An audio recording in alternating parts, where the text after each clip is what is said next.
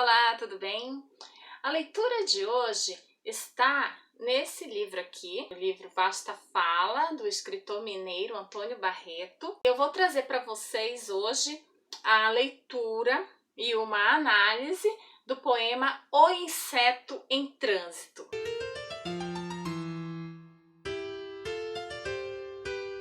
O trânsito me incomoda, como uma ideia fixa no tempo que não se move. Eu fico perplexo ante o ataque das máquinas. A engrenagem é a imagem virtual do que pareço, reflexo de um mundo paraplégico, em que braços, pernas, dedos não são mais do que comandos de um mágico fardado nos paralelepípedos para a farsa do gesto, a sinalização dos sentimentos que não tenho. Quando algum deles me exige mudança de marcha ou combustão, apito para um transeunte qualquer que se perde dentro de mim. O inseto alucinado, a presa em sobressalto, me indico o rumo dos abismos. Teu trânsito é entre as formigas. Não sonhe com cigarras no verão.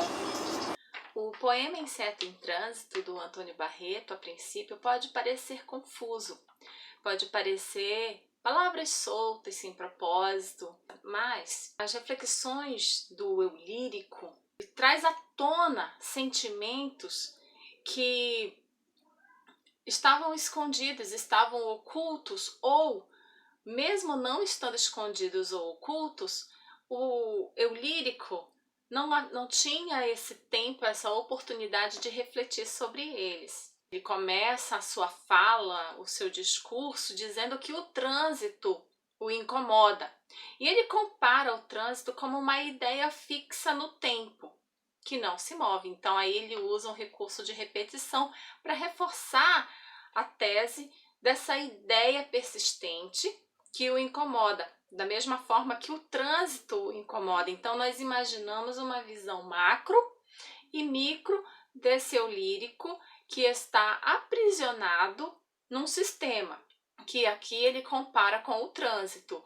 Se nós analisarmos, todos nós, todos os seres humanos, todas as pessoas da sociedade está presa no trânsito. A partir do momento que nós nascemos, inevitavelmente somos colocados nesse trânsito, que é a vida, que é a existência. Você está num caminho e esse caminho tem uma direção. Você só vai à frente. Ninguém aqui no mundo, na vida, conseguiu retornar, passar para 2 anos atrás, voltar no tempo da infância. É um trânsito, é um caminho em que você só vai para frente. Isso parece óbvio, mas muitas vezes o óbvio precisa ser dito para ser compreendido. Quando o eu lírico expressa dizendo que o trânsito o incomoda, nesse momento ele, embora fisicamente essas reflexões tenham emergido no momento em que ele está num tráfego real, físico, naquele momento ele traz essa vivência real para o sentido figurado também, que se trata dessa jornada da vida que todo ser humano, a partir do momento que nasce, se vê colocado nesse trânsito. Aquela ideia, aquela situação, ela está ali, imutável. Ela é irremediável. A partir desse momento, ele passa a olhar tanto em volta de si, num trânsito físico, como também a sua volta no campo existencial. E aí ele reflete e compartilha com o leitor acerca da sua perplexidade, que é o ataque das máquinas. Esse livro foi escrito em 1988.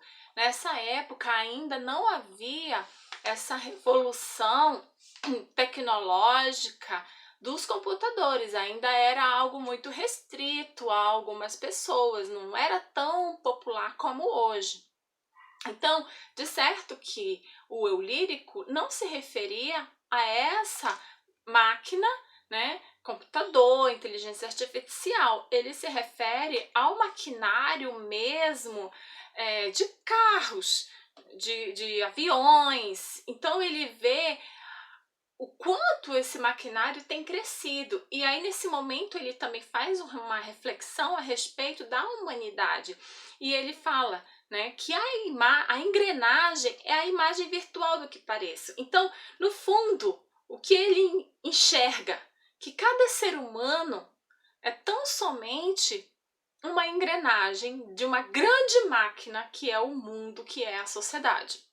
Isso também o deixa perplexo, porque tal como o trânsito, ele não tem como simplesmente sair dessa engrenagem, ele é uma peça dessa engrenagem, desse sistema. E por mais que isso o deixa, em um primeiro momento, incomodado, em outro o deixa perplexo.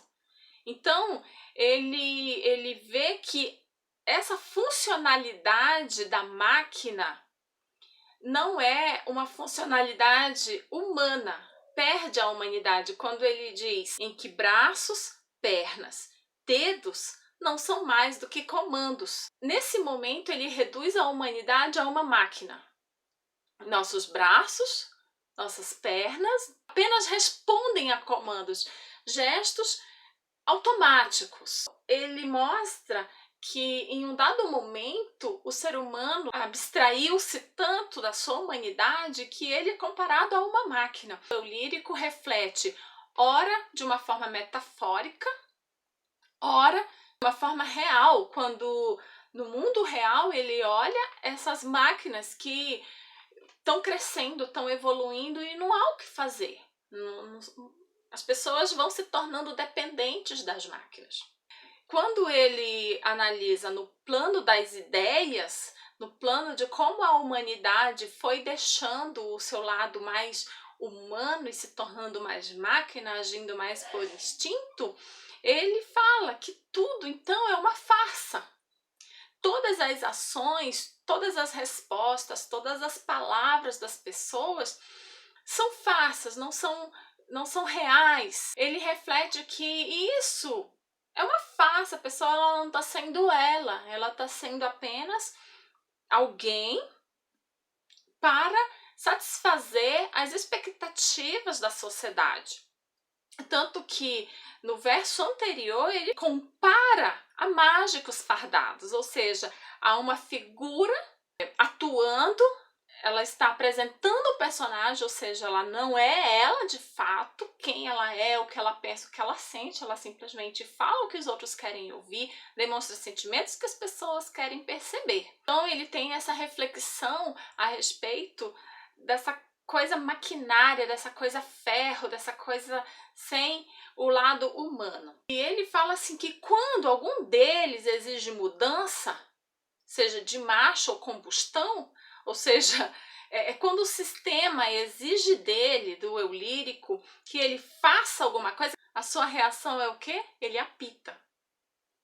Então, o apito, né, ou seja, a buzina, é uma reação instintiva. Muitas vezes as pessoas estão no trânsito e quando encontram um animal, encontram, né, uma pessoa, uma reação instintiva, automática é apitar. Então, ele se vê, embora ele censure essas atitudes, ele se enxerga fazendo as mesmas coisas. Ele fala que ele apita para um transeunte qualquer, ou seja, ele faz essa passagem do campo das ideias para o campo real e ali ele está no trânsito e de fato uma pessoa está atravessando a rua e ele apita para essa pessoa dar mais rápido ou não atravessar porque ele está passando e ele se identifica com esse transeunte distraído e ele fala que se perde dentro de mim.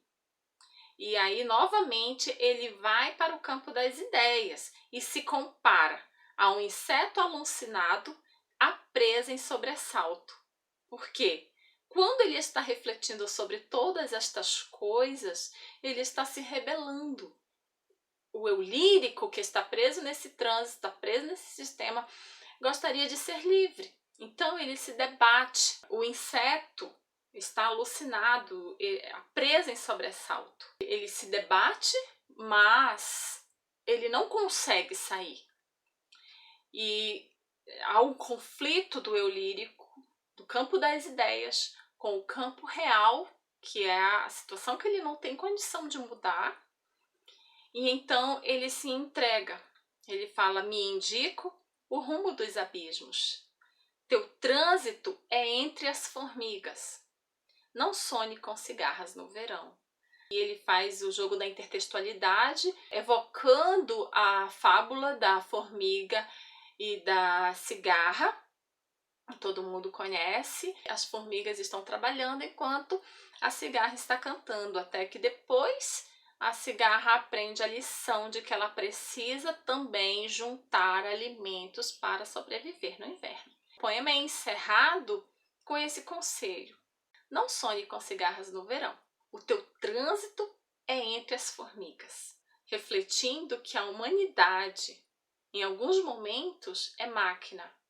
Tem reações mecânicas, vai se despindo aos poucos da sua humanidade, e que também é um inseto insignificante como as formigas. Ele está falando dos trabalhadores, das pessoas que vivem trabalhando, estão presos nesse sistema e não podem fazer outra coisa, porque se elas pararem de trabalhar, o operário, o trabalhador comum parar de trabalhar, ele simplesmente não vai ter alimento.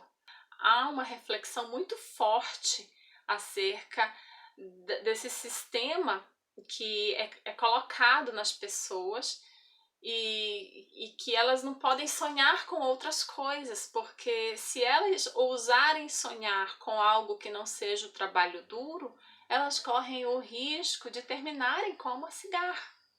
O inseto em trânsito é um pensamento pessimista do eu lírico que não vê um outro caminho. Ele está ali naquele trânsito e ele só tem uma direção, que é o abismo, que é o fim de todas as coisas.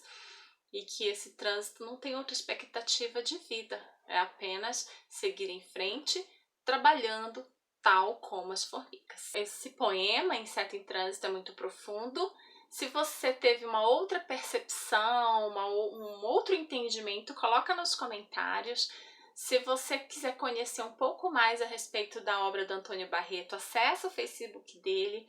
Coloca também nos comentários se você deseja que eu faça uma leitura, uma análise de algum personagem ou mesmo de algum filme ou livro. Coloca nos comentários, é muito importante para mim saber a sua opinião, saber o que você espera desse dia de leitura. E se ainda não é inscrito, eu convido você a se inscrever no canal, clicar em gostei no vídeo e também compartilhe com seus amigos. Aguardo você no próximo dia de leitura e até lá!